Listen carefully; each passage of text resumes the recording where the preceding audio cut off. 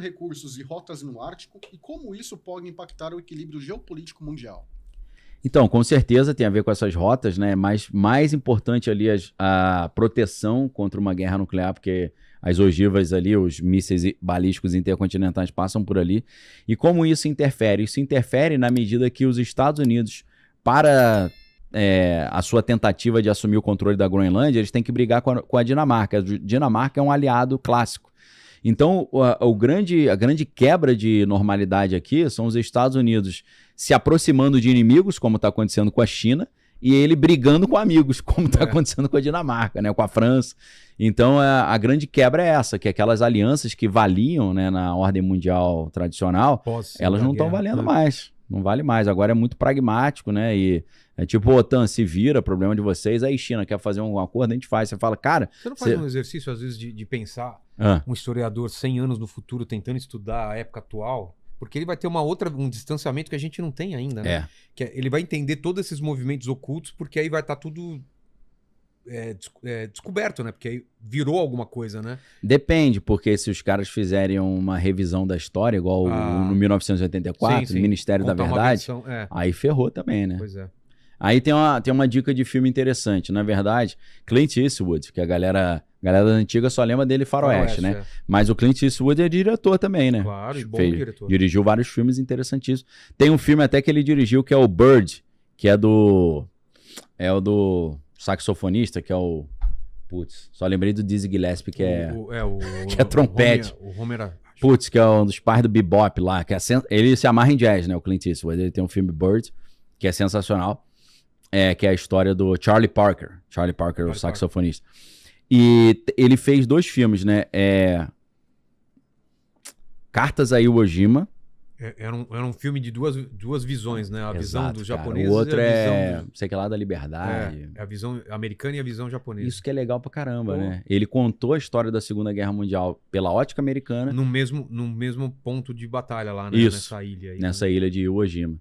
Então isso é muito interessante, né? Foi uma batalha bem sangrenta, né? Total. E... É dessa ilha aquela foto icônica lá da bandeira, que os caras enfiam na bandeira? Sabe qual que eu tô falando? Sei. Então, não, acho que não. Se... Esse é uma foto do exército americano. A capa do filme é isso. Ah, então é. É isso. Se eles estão tratando do mesmo evento, é na ilha dos caras, né? Trazendo foi ali. posado, o pessoal fala, né? Poxa. Que os caras colocaram e falaram, não, faz de novo pra gente tirar foto. Se você for olhar o tiro que o Trump tomou na orelha, ele toma o tiro, os assessores que estão embaixo do púlpito lá chamam os fotógrafos. Vem. Quando os fotógrafos estão posicionados, ele manda... Cara, pra você ver o poder da imagem, né? Todo mundo procurando a imagem. Os fotógrafos estavam atrás de uma cerquinha, os caras, vem, fica pertinho, pô, fez aquela foto que deve ter colaborado pra ele vencer, né? As eleições, né? Claro. Não, é só achar o pôster do filme, Cartas a... Cartas a Iwo Jima, e o outro não sei o que lá, de uma nação, coragem, não sei o quê. Eastwood. Clint Eastwood. Ele deve estar com uns 90, 80 por aí, ele já tá velhinho, né? O bicho tá ancião já, hein? Já tá no bico do corvo ali. André, assistiu um desses filmes? Não? Tem que ver, você vai gostar. Aí, esse aqui do... Como é que é? O quê? O que é verde, né? Green Light. Além do Cavaleiro Verde. É Green Light? Green Night. Night de cavaleiro ou de noite? Você vê, eu acho que eu nunca tinha ouvido falar nesse filme, mas ele tá na minha lista. Não, mas ele é... Cartas a Iwo Jima, tem que achar o outro. Do Clint Eastwood também. Foi feito... Os 2 filmes saíram meio que junto, assim, né? Exato. Se você botar qual foi o filme que o Clint Eastwood fez junto com Cartas a Iwo Jima, Cartas a Iwo Jima é a segunda parte de qual filme? Né? Algo assim, né? É isso. Só que Facts and the Fathers. Que é o sotaque britânico. Fathers and the Fathers. Falou quase Feathers, né? Que é pena, né? Pena. Flatulência. Flatters. E você achou a capa? Tem essa daí da bandeira? É a bandeira. A capa então os caras fincando a bandeira. E aquela também da bandeira da União Soviética em cima de Berlim também, não é essa que também foi posada? Clássico, é tudo posado. É o famoso photo-op, né? Photo opportunity. Não. pro pessoal entender, não é que não existiu aquela cena. Não, existiu, mas o cara falou, só um minutinho, chega pra cá, vira ali. Não, vai ficar aí, pá. Aí tem um cara feioso, chega pra cá um pouquinho. É que nem influencer, né, que aparece acordando. Poxa. Tá, quem tá filmando? Não, o cara tá ali desde as 5 da manhã esperando ele. Que hora que ele acorda? Não, cara, o cara já acordou e depois finge que tá acordando e você cai porque você é otário. Exato. Inclusive, a gente vai fazer isso no novo programa da gente, vocês vão acreditar. Ah lá. Flags of our fathers. Cara, essa imagem. Porque, cara, ela é totalmente heróica, né? É. O cara puxando aqui e tal. Flags of your father. Essa em português proposta eu não lembro. Eu também, cara, esqueci. Mas é algum nome ridículo, né? Então, cara, isso aí é muito legal, tem a ver com todo o assunto aqui que a gente trouxe desse fim da geopolítica, que é você ver que as coisas não são tão óbvias assim. Não. A Segunda Guerra Mundial ela tem pelo menos 2 versões, a versão americana e a japonesa. E se você chegar para os apoiadores do Hitler, por exemplo, e falar, conta aí como é que foi, o cara vai dar uma interpretação diferente. O ideal seria, num mundo hipotético, você chegar pro cara e falar, fala tudo o que você acha sem medo de ir pra prisão, nem de ser linchado quando sair. Pra ele falar realmente o que ele tava pensando, porque você não vai chamar um ex-nazista que foi preso lá e falar, e o que você achou? Claro que não. Ele vai falar, realmente foi horrível, pensando assim, pô, tô mentindo aqui. Fala real agora. Teria que se mandar real. Você achava mesmo. Porque entender como é que Hitler conseguiu ter esse poder de persuasão todo, né? E aí vem um documentário que é Arquitetura da Destruição. Você assistiu esse documentário? Sensacional. Porque a Arquitetura da Destruição vai mostrar como é que Hitler usou a arquitetura, até o uniforme dos oficiais nazistas, como é que ele tinha... Eu não vou falar que ele tinha uma sensibilidade estética muito profunda, porque ele até foi recusado na Academia de Arte, né? Então era um cara meio fuleiro da cebola. Mas ele usou o visual, a arquitetura, as cores e as formas como uma espécie de sedução para o movimento nazista. Isso é interessante. Você vê como é que a arte e a arquitetura trabalharam em favor do movimento tirânico daquele. Pô, o Hugo Boss, não é? Essa galera toda aí tava no Que marca script. de carro? A BMW. BMW. o Volkswagen total. Desculpa, eu acho que é Volks, né? Todo mundo trabalhando pra guerra. Adidas, né? Adidas acho que não, né? Também. Tinha nessa época já? Será? A Adidas é o nome do alemão, pô. Para. É o nome do cara. Mais uma pergunta. Vamos lá, a pergunta da Suado 88. Ela fala aqui, ó. Cara, para com isso, velho. Você sempre lê as perguntas correndo pra cachorro e Suada 88. Nessa sequência. São dos membros lá, mas só eles perguntam, cara. Vamos lá.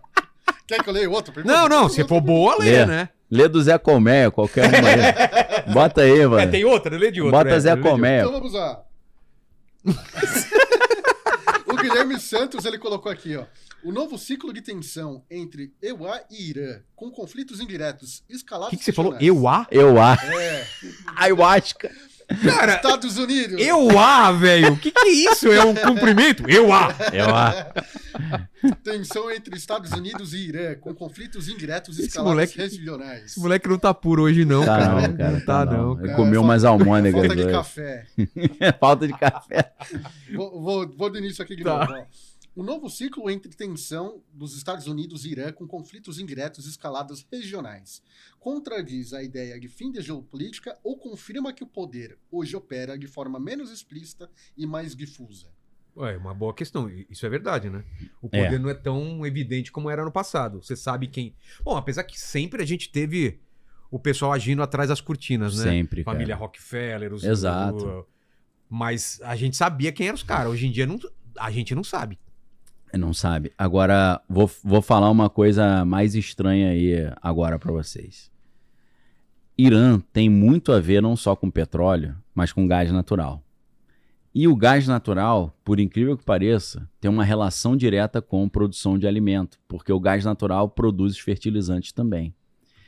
Então, a destruição do gasoduto Nord Stream e essa tentativa de assumir o controle do Irã, que tem a segunda maior reserva de gás natural do mundo, geralmente não se fala isso, se fala mais sobre petróleo, e a posição de líder regional que o Irã tem, porque o Irã é uma espécie de potência regional ali, porque eles influenciam indiretamente o Hezbollah, né, no Líbano, o governo da Síria, os Houthis do Iêmen,